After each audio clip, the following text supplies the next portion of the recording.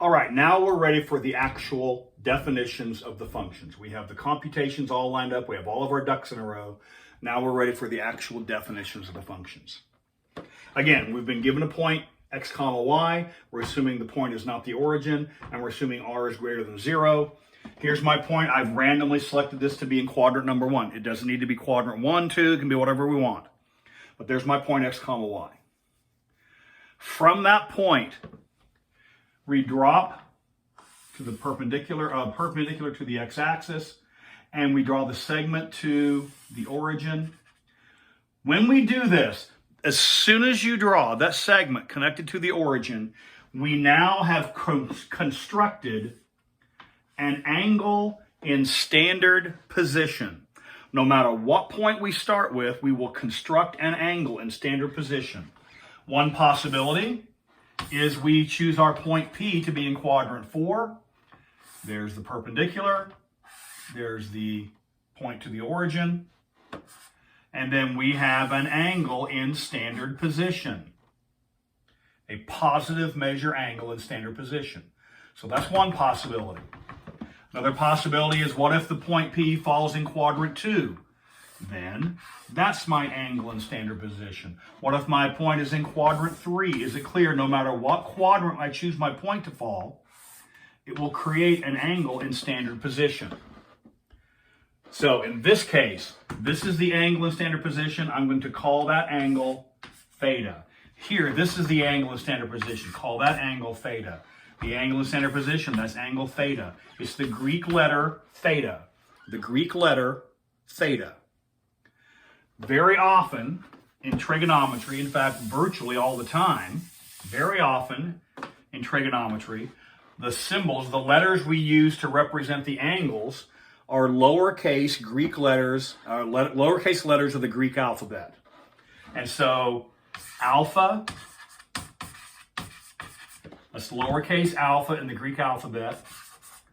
Beta, lowercase beta, looks like kind of like a little b with an extra tail on the end. Beta. Gamma.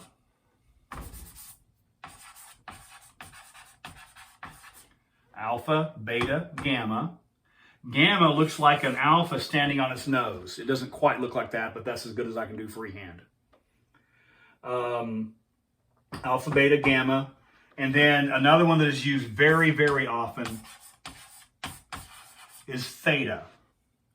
Theta is probably the most common variable used in all of trigonometry. And so the symbol for theta is a circle with a line through it horizontally. Theta, alpha, beta, gamma. This is theta. It's probably a good idea for you to learn the Greek alphabet at some point. And these are actually the lowercase. If you want capital letters, uppercase alpha looks like this. Uppercase beta looks like this. Uppercase gamma looks like this. And uppercase theta looks like a large lowercase theta. Theta is kind of like S. Lowercase s and capital S, same shape, they're just one's bigger than the other. Lowercase theta, capital theta, just one's bigger than the other. So we won't deal with these, we will deal with alpha, beta, gamma, theta. There are a few others get used. You'll pick those up as you go along. So, all that said, given our point, x comma y, draw the line that connects that to the origin. That determines a value theta. And then this is the x value, this is the y value, and this is the r value. That value is r. Remember how we found r? R is given by the square root, not plus or minus, just r is equal to the square root x squared plus y squared. From that, we define the 6 functions.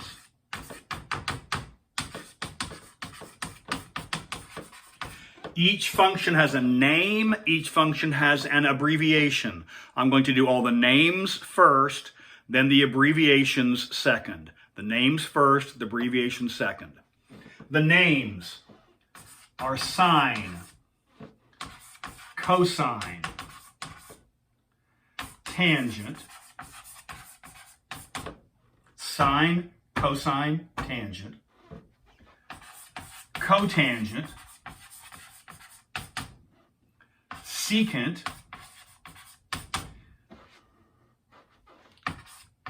cosecant. Sine, cosine, tangent, cotangent, secant, cosecant. You'll notice sine, tangent, secant, and then you'll also notice cosine, cotangent, cosecant. They're named that because sine and cosine are called cofunctions. They're cofunctions of each other. Tangent and cotangent are cofunctions of each other. Secant and cosecant are cofunctions of each other. And they have special properties we'll talk about later on. You will notice I wrote them in sine, cosine, tangent, and then I wrote cotangent, working from the bottom up, cotangent, secant, cosecant. I did that on purpose. When you write these, it is convenient. You can write them any way you want to write. You can write them in column 6, you write them in 6, you can write them however you want. But when you write them in this fashion, we will see that this actually helps you to remember some things. There's a lot of things to remember here, and just writing them down in the proper sequence helps you to remember. So you should always write these in, I had a student call this is a horseshoe shape. If you always use this horseshoe shape, that will help you to remember some things. And you'll see this happening pretty soon. All right? Those are the names. These are the abbreviations. This is the abbreviation, in case you wanted to know what that was. Sine, cosine, tangent. The abbreviation for sine is S-I-N. It's not sin, it's sine. It's pronounced sine, S-I-N. Some of you have a calculator. You've been seeing this S-I-N button for years and years and years, never knew what it was. You thought it was sin. I have students say, what's this sin, cos, tan stuff? It's this. It's not sin, cos, tan. It's sine, cosine, tangent. You think, well, where's the cotangent, secant, cosecant button? It turns out, if you do this horseshoe shape correctly, you don't need the extra buttons. That's what it helps you to remember, among other things. Sine, cosine is not cos. If you say cos, you're not saying it correctly. It's cosine. Sine, cosine, tangent, cotangent, secant, and then you can't just use COS because it's already been used. So the cosecant is abbreviated CSC. Those are the abbreviations for these names. However, what I have written here is not complete. These are functions. These are functions of this angle. What we are doing is defining a function just like you did way, way back when in basic algebra somewhere. This is some function f, where this is the domain, this is the range, and you had some x value here going to some y value here. We're not using x and y for our variables. What I'm using is theta is the input. Theta, this angle measure, is the domain. And then this is going to be a number. So sine is a function that takes each angle measure and assigns to it a number. Input is the angle, output is the number. For sine, cosine, tangent, cotangent, secant, cosecant, input is the angle, output is the number. And so to emphasize that, among other things, and among other things, he just makes it correctly. If you write SIN, as far as I'm concerned, you have not written mathematically correct work. I will not give you full credit. A good instructor will not give you full credit for this.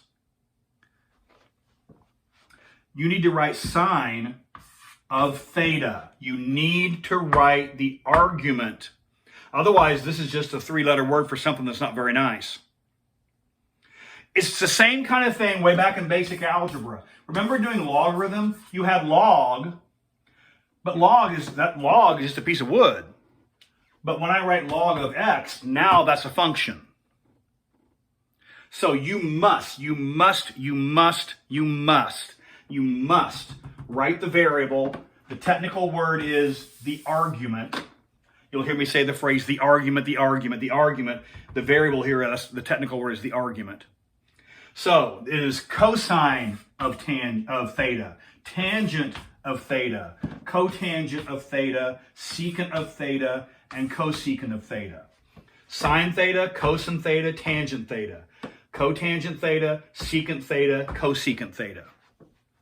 So those are the names of the functions. Those are the abbreviations.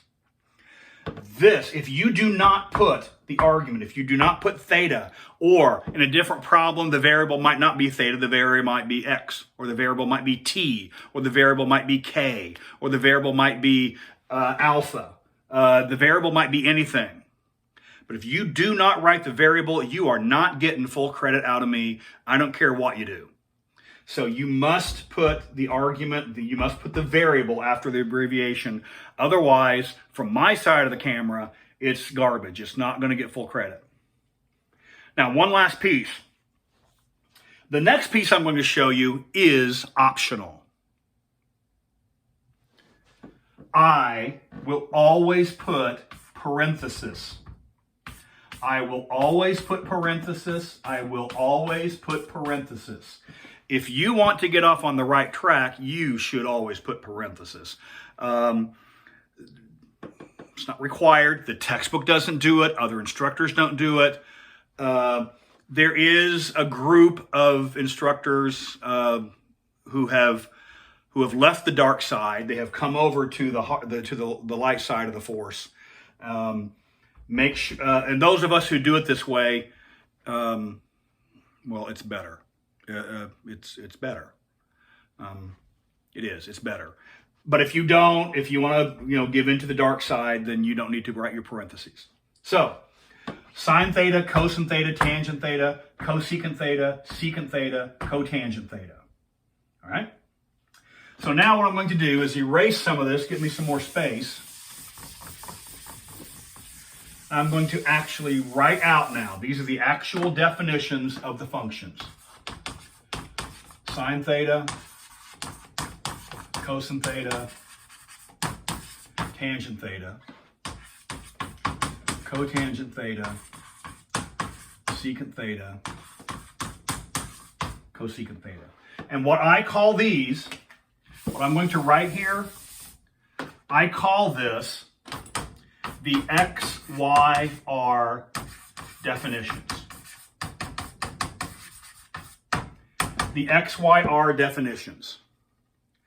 So later in the course, when I say the XYR definitions, this is what I'm talking about. Later on, you'll hear me say, so what is the XYR definition for tangent? You need to know the XYR definition for tangent. You need to know it, and you need to know it by that name. So these are the XYR definitions of the functions. Sine is y over r. Whatever the value of y is, take that number, divide by r, that's the value for sine. All right? Cosine. Now, why is that? Why is sine equal to y over r? Because that's the definition of the word sine. It's a new piece of terminology. That's the definition. So given p is equal to x comma y, you compute r, you take the y value, you divide it by the r you just found, that's the number. Remember how we said a function is there's an angle and there's a number over here. That angle, the angle that causes this y to be matched to this r, this angle is the input, and the output is that number divided by that number. That's the rule. Cosine, x over r, tangent is y over x. The reason is because that's the definition of the word. You're thinking, why do they choose the name tangent? We'll see that later on. For now, that's the definition. Cotangent is x over y. Secant is r over x. And cosecant is r over y. Those are the definitions. Now, if you're keenly watching here, you see something happening. Notice, tangent is y over x. Cotangent is x over y. It's the reciprocal. You're thinking to yourself, Cosine is x over r. Secant is r over x. They're reciprocals. And yes, sine is y over r, cosecant is r over y. They're reciprocals. One of the reasons I will always write these in this particular sequence is every time I write that, every time you write that, every time you see this in your mind's eye, you are solidifying your knowledge that these are reciprocals, these are reciprocals, these are reciprocals. And that comes into play over and over and over and over again. So just writing them in the proper sequence lets you know that these are reciprocals. It solidifies that notion in your mind. Now you're thinking, that's awfully abstract and there's not a whole lot going on here. So let's do this. Let's do a specific occurrence, a particular case. Let's do a specific problem here. Suppose we're given the point, and again, this can be any numbers on God's green earth, not 0, 0. So I'm going to pick, I'll just go crazy here. I'm going to choose 3, -4, just out of the blue sky. If we want a picture, do we see what the picture's going to look like here? Let me draw the picture for that. X is 3, y is -4. Here's 3. Here's -4. That's all the accuracy you need. When I draw pictures for trigonometry, when you draw pictures for trigonometry, you draw your picture sufficiently accurate to get the idea across. The big deal is this is quadrant 4. Once we know that, the rest of it's just an approximation anyway. So here's my point, 3, 4. This is P. Perpendicular to the origin. This is the angle theta. That's the angle theta in standard position, all right? It's the positive measure angle in standard position.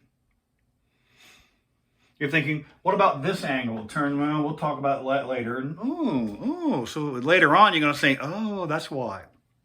But for now, it's the positive measure angle in standard position.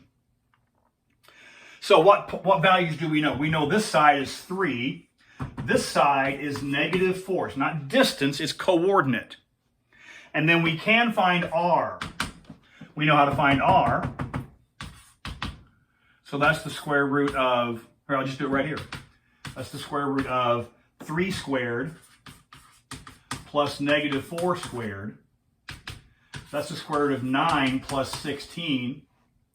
I'm running out of space, but we see what's happening here. That's the square root of 25. And we know we're assuming r is greater than 0. And so we're choosing that to be 5. Not choosing, we're computing that to be 5. So we know for this problem, x is equal to 3, y is equal to -4, and r is equal to 5. Plug and chug.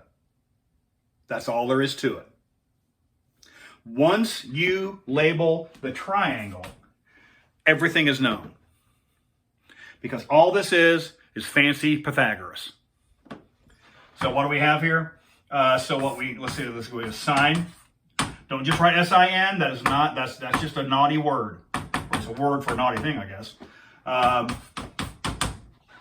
Sine of theta, I will always put parentheses around mine. You don't need your parenthesis, but if you do, it's better. I'm not going to make any deduction or anything, but it's just better. Those of us who use the parenthesis, we know it's better.